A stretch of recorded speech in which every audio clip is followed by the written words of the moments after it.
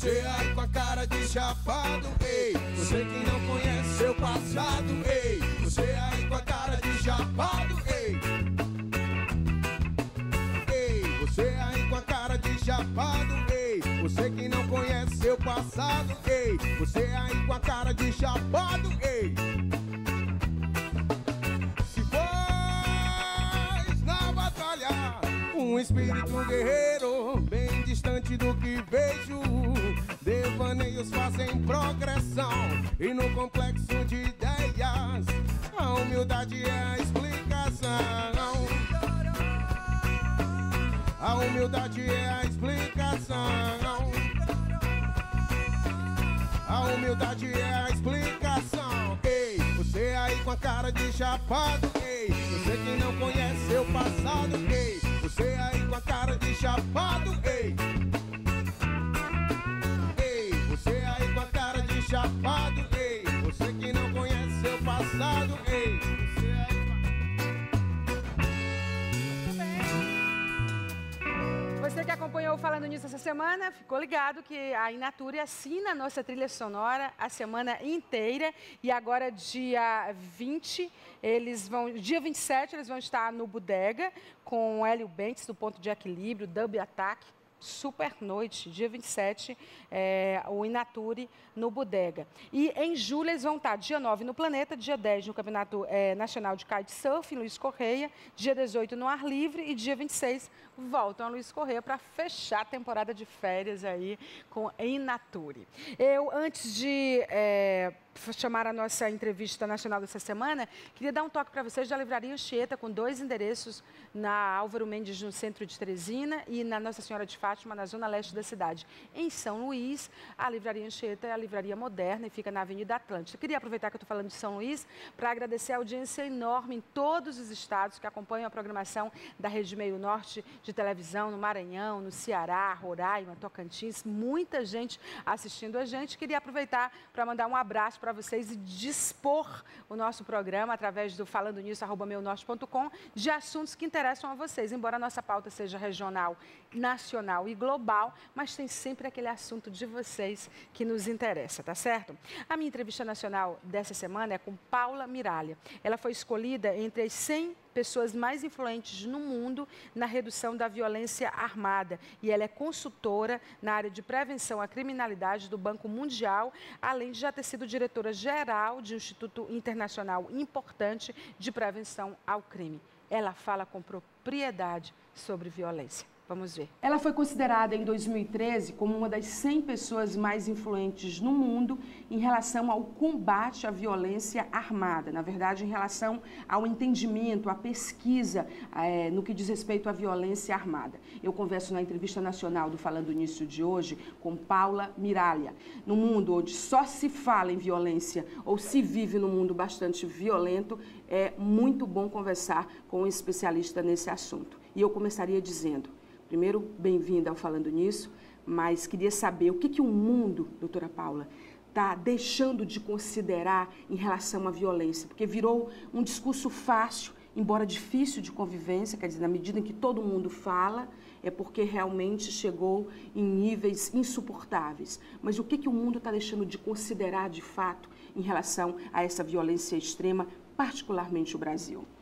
Eu acho que é excelente a gente começar contextualizando um pouco o tema da violência num cenário global, porque a violência, uma das suas principais características é que ela não se distribui de maneira uniforme. Então, a gente tem hoje no mundo países que são muito mais vitimizados pela violência do que outros. E o Brasil e a América Latina, e o Brasil em particular, eles fazem parte, o Brasil faz parte de um grupo de países que é muito vitimizado pela violência, o que a gente chama hoje de violência urbana. A gente tem ainda um número extremamente elevado de mortes no Brasil. Alguns estados brasileiros têm números absolutamente inaceitáveis de homicídios, né, que não são compatíveis com o ciclo atual de desenvolvimento brasileiro. Então, eu acho que a gente tem que pensar não só o que o mundo está deixando de fazer, mas que modelo de país a gente está imaginando para o Brasil e em que medida a violência segue sendo parte do nosso cotidiano. Dentro disso, dessa questão do medo, que termina criando também uma manipulação, porque assim, é muito mais fácil você manipular uma população que está com medo, tem também a questão das leis. A gente viu, por exemplo, a Lei Maria da Penha provou que mesmo com a Lei Maria da Penha, os crimes não se mostraram, não foram reduzidos em relação à violência contra a mulher. E agora existe uma pressão enorme em relação à redução da maioridade penal. O tema da redução da maioridade penal, ele aparece o tempo todo, né? E ele aparece muito como uma solução mágica para todos os problemas de insegurança no Brasil. Eu entendo que a sociedade esteja insatisfeita de que maneira as políticas vêm sendo implementadas hoje em relação à segurança pública. Mas a gente tem que entender que uma lei sozinha, ela não, em primeiro lugar, não basta a lei, mas ela precisa ser aplicada na sua integralidade. E nesse sentido, o ECA é uma legislação antiga, o Estatuto da Criança e do Adolescente, mas que jamais teve a oportunidade de ser implementada integralmente. Então, eu sempre digo que as pessoas querem discutir, por exemplo, a redução da maioridade penal, mas sem discutir, ou o aumento do tempo da internação, mas sem discutir o que acontece nesse período de internação. Esse adolescente, ele vai à escola, ele tem a oportunidade de trabalhar, ele tem atendimento de saúde. Isso tudo precisa ser pensado, porque se você interna uma pessoa por 3, por 6, por 8 anos, ela vai voltar ao convívio social. E quem vai ser essa pessoa? É uma pessoa educada? É uma pessoa capaz de fazer parte da força de trabalho do país? É uma pessoa que vai ser capaz de contribuir para esse país? É uma pessoa que não vai correr o risco de incorrer, de cometer um outro crime? Não adianta a gente pensar em reduzir a maioridade penal, não adianta a gente pensar em aumentar o tempo de internação, se a gente não fizer uma reflexão honesta, comprometida e que faça uma conta de que essa pessoa vai voltar ao convívio social, de qual é o nosso projeto, qual é o projeto de internação. A mesma coisa a gente pode pensar para o sistema prisional hoje. E que reduziu, voltou atrás no mundo. Exatamente. E nos custos, hoje em média, um adolescente interno custa para um Estado R$3.000. E esses R$3.000 vêm do imposto do contribuinte.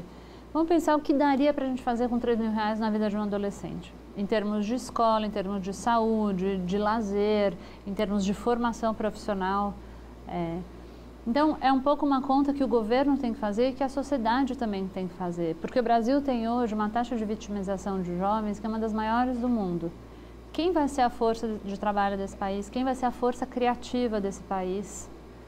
Quem vai liderar esse país? Quer dizer, nesse sentido, a gente tem que pensar no futuro mesmo, no futuro do país e em que medida o Brasil vai conseguir completar o seu ciclo de desenvolvimento. É por isso que você se interessa tanto, porque sim, você é consultora do Banco Mundial. Você trabalha com projetos como Lagoas do Norte, em Teresina. Com as credenciais que você tem e onde você já esteve, você podia estar dando consultoria em outros lugares. É claro que para você o Banco Mundial, para qualquer profissional, interessa. Eu não estou falando disso. Mas para você, particularmente, que poderia lotar auditórios, com o que você tem de qualificação, você se interessa em populações que estão no entorno de projetos do Banco Mundial, que são populações, vou usar um termo que exigia uma outra entrevista, marginalizados, não é? Por quê? É que, eu vou te falar, nesse projeto específico, me interessa mais do que o Banco Mundial, me interessa Teresina especificamente. Por quê? Eu acho que Teresina tem uma oportunidade. Teresina é uma cidade, é um estado que, diferente de outros estados, não tem taxas de homicídio tão grandes quanto outras cidades brasileiras, mas tem uma tendência de crescimento. Tem taxas que são altas, se a gente compara com outras cidades do mundo. Proporcionalmente. Por outro lado... E considerando que nós éramos. Exatamente. Aqui era uma cidade absolutamente pacata. Exatamente. Mesmo.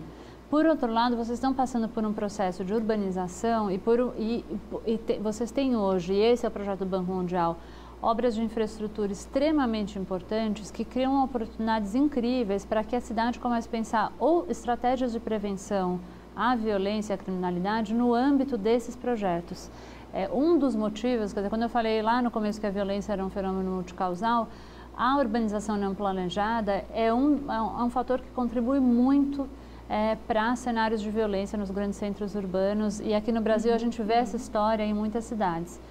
Você ter uma obra de infraestrutura importante como é a de Lagoas do Norte, cria uma oportunidade para que o urbanismo passe a ser um elemento que pode contribuir para a prevenção dessa violência. E como você pode fazer? E é isso que me interessa nesse projeto, quer dizer, como é que você pode associar essas duas coisas? A segurança no Brasil durante muito tempo foi entendida como quase que exclusivamente repressão.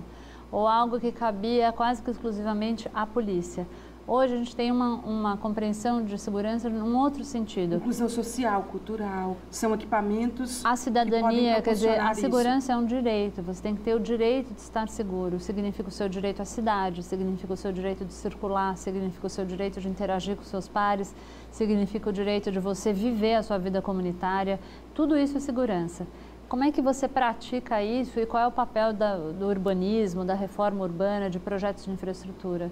É você pensar em espaços públicos de convivência que consigam atender a múltiplos interesses, que sejam capazes de atrair jovens, que sejam capazes de atrair adultos, crianças, espaços que estejam permanentemente ocupados. É você pensar numa estrutura de iluminação que faça com que as pessoas não tenham medo de voltar para casa à noite depois do trabalho.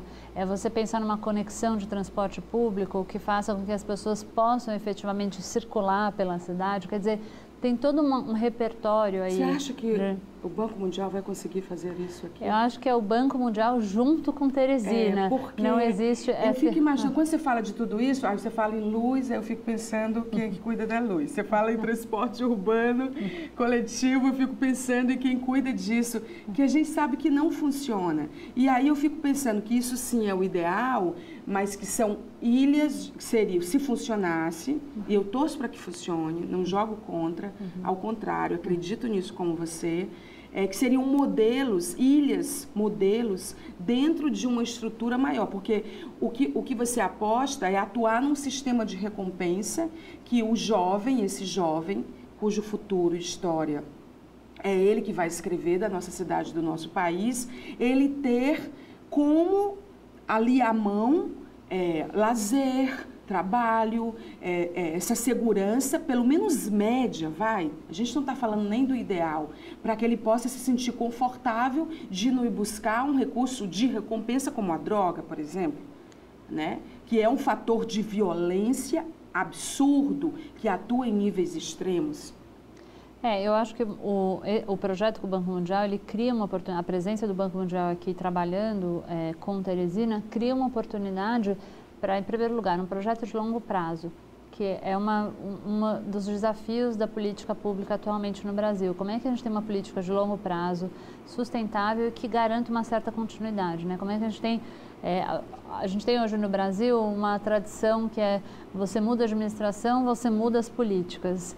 E a gente sabe que políticas de infraestrutura ou políticas, mesmo no campo da segurança pública, a gente precisa de políticas de longo prazo. Então, um projeto como esse garante uma intervenção de longo prazo. Por outro lado, permite com que você tenha um planejamento como esse que eu estou te descrevendo. Quer dizer, você tem um projeto que é de infraestrutura, mas que pode pensar em outros assuntos, como a segurança, como um projeto de prevenção à violência contra a mulher, como um projeto que pense a prevenção à violência praticada contra jovens, né? Tudo isso... Tudo integrado, né? Exatamente. Porque, por exemplo, a gente às vezes recebe... porque é lindo ali na Lagoas do Norte, né? Tem que ver a segurança, o policiamento, porque está se transformando em ponto de venda de drogas, né? Quer dizer, se isso tudo não é articulado... Exatamente. E é como você diz, não é só o Banco Mundial.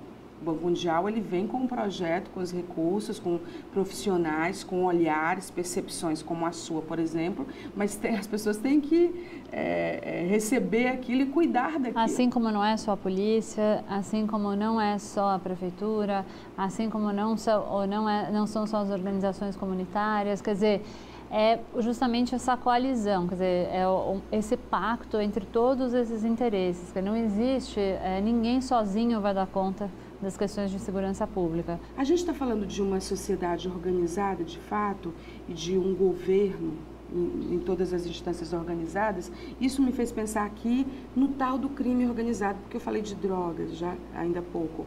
O crime é realmente organizado, doutora Paula? Porque a gente vê, por exemplo, um preço da droga é o mesmo no Brasil inteiro.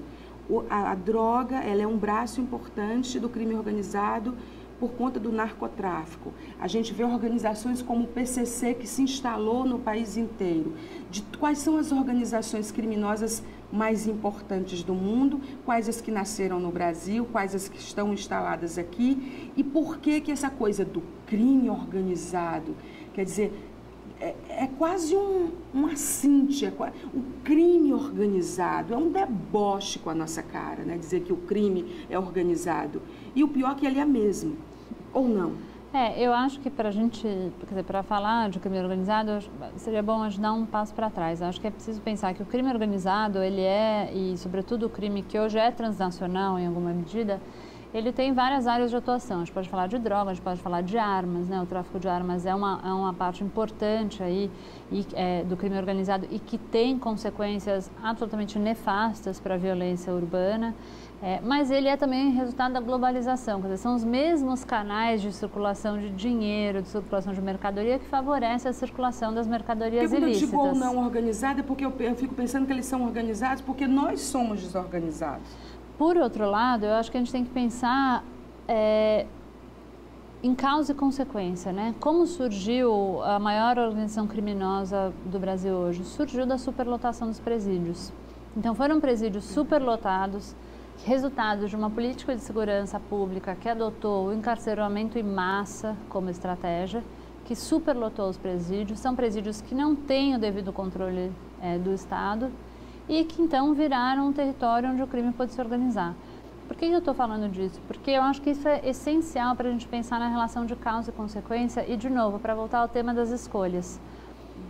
Quando a gente está pensando em política pública, a gente tem que fazer essa conta, a gente tem que imaginar as consequências e isso deve pautar as nossas escolhas, isso deve pautar o tomador de decisão.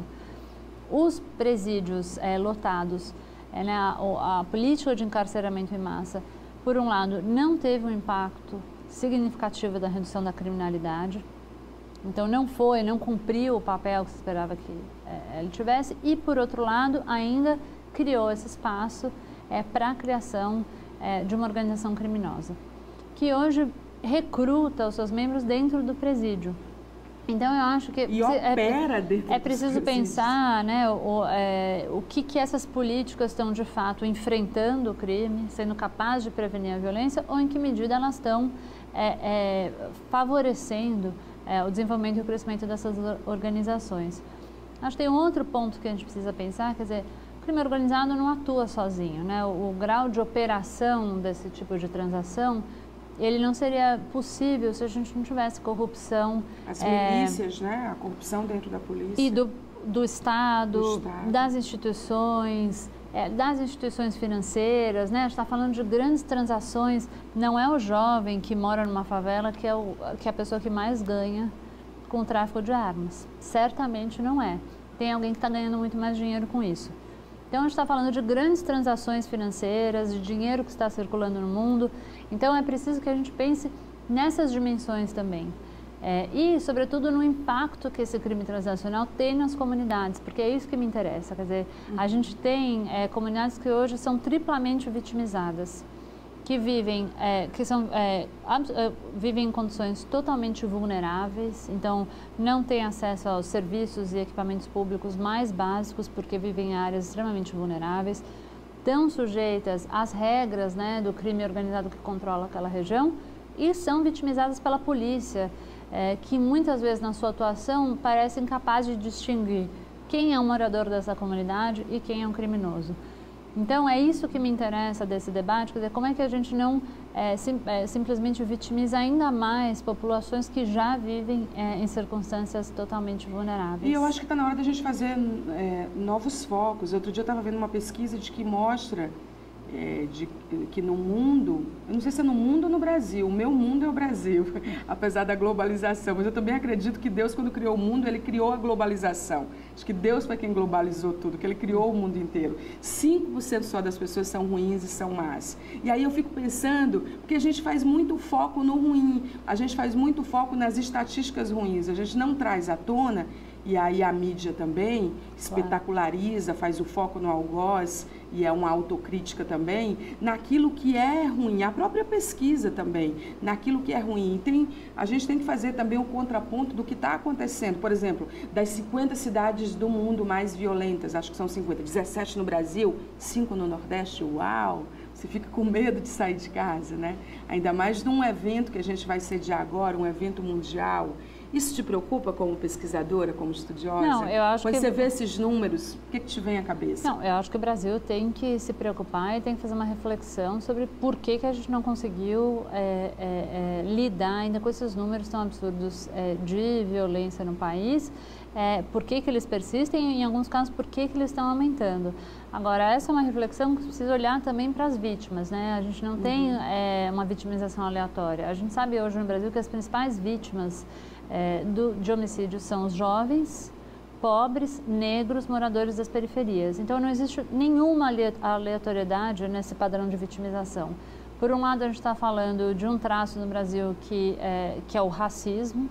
Quer dizer, a violência se manifesta também... Você não acha que deixou de ter grupo de risco em relação à violência, não? Não, os números mostram que não. As estatísticas mostram que a maioria, não é? A gente tem, só para você, para te dar um exemplo, a gente tem no Brasil uma estabilidade da taxa de homicídios para a população em geral, na última década, uma relativa estabilidade, isso não mudou. A gente tem um aumento sensível da taxa de homicídios entre jovens. E a gente poderia falar que isso acompanha uma medida padrão global. A maior vítima de homicídios no mundo tradicionalmente... Sim, do jovem até, mas o pobre, você não acha que está todo mundo sujeito Não, essa é uma outra característica. Quer dizer, eu acho que a segurança, a sensação de insegurança, ela se distribui de maneira bem democrática. As pessoas, a violência, não. A sensação, eu estou aproveitando para ter essa informação com você. O risco, ele está absolutamente concentrado em determinadas populações. E o que a gente tem hoje em alguns estados, por exemplo, a taxa de homicídio contra jovens negros cresceu 200% quando comparada à taxa de homicídios de jovens brancos. Então, como eu dizia, não há nenhuma aleatoriedade nesses padrões de vitimização. A gente tem hoje vítimas bem específicas, e isso fala de um racismo, e a gente precisa reconhecer isso, né? Porque a gente finge que no Brasil a gente vive no país da democracia racial e a gente está longe disso. Isso fala de uma redução de oportunidades dessa população específica. Isso fala também de trajetórias sucessivas de exclusão. Por que a gente está falando? Que esses foram jovens que tiveram menos acesso à escolaridade. Se a gente for olhar a taxa de evasão escolar, esses são jovens que tiveram menor índice de conclusão de ensino médio. A gente está falando de menos empregabilidade, a gente está falando de famílias mais desestruturadas. Então, é uma trajetória que você vai consolidando uma situação de vulnerabilidade. Só que mais perverso do que isso ainda é que esses números terminam por reproduzir esse ciclo. Então, o que a gente está fazendo ao não interferir, a fazer com que esses cenários se perpetuem, a gente está perpetuando a desigualdade no Brasil. Hoje, a palavra-chave para entender a violência no Brasil é a desigualdade. Ela não afeta da mesma maneira ricos e pobres, ela não afeta da mesma maneira brancos e negros, ela não afeta da mesma maneira áreas distintas das cidades. Bom, eu ainda ia perguntar qual o país melhor de se viver no mundo, se é a Escandinávia, como disse o advogado Luiz Flávio Gomes, qual é o lugar menos violento do Brasil, mas acho que não dá tempo. Você arriscaria dizer um país, é a Escandinávia mesmo? Mas eu não acho que eu acho que a gente não tem que olhar para qual é o país menos violento do mundo. Acho que tem que olhar quais são os países que podem nos inspirar, que enfrentam os mesmos desafios que o Brasil. Boa resposta, esperava isso de você, na verdade. Muito obrigada, doutora Paula Miralha. Na entrevista nacional de hoje no Falando Nisso. Se você tem sugestões para a nossa entrevista nacional ou para qualquer conteúdo do Falando Nisso, é muito simples, eu quero ouvir. falandonisso@meionorte.com. Nós continuamos nos estudos. Falei que a entrevista da Paula Miralha é incrível, a gente aprende muito com ela nessa entrevista. Antes de ir para o intervalo, chamar o recado do Hospital do Olho. O Hospital do Olho que tem o Dr. Tiago Castro como diretor técnico e a doutora Kaline como oftalmologista também, como diretora administrativa do hospital, e que eles têm exames, consultas, vem por aí um grande novo hospital importante, que é um Hospital do Olho, né, que vai ampliar muito mais ainda esses serviços importantes na área oftalmológica aqui no nosso estado. E eles fazem cirurgias como a de catarata, que são operadas através do Lensex e do Centúrio, que a gente mostra para vocês agora. O mundo é lindo e fica ainda melhor quando você enxerga com os melhores olhos. O Hospital do Olho apresenta Centurion, a tecnologia mais segura e precisa em cirurgia de catarata no Piauí, guiado pela competente equipe médica do Hospital do Olho. Encante-se ainda mais com o mundo enxergando tudo muito melhor. Venha para o Hospital do Olho, oftalmologia de última geração. Dr. Tiago de Castro Ramalho, diretor técnico médico CRM 2655 PI. Intervalo comercial com o Inatura e no próximo bloco vamos saber mais sobre a FAEP. É que os estudantes universitários estavam e estão ainda na nossa área de conteúdo do Falando Nisso essa semana. Inature e já eu estou de volta.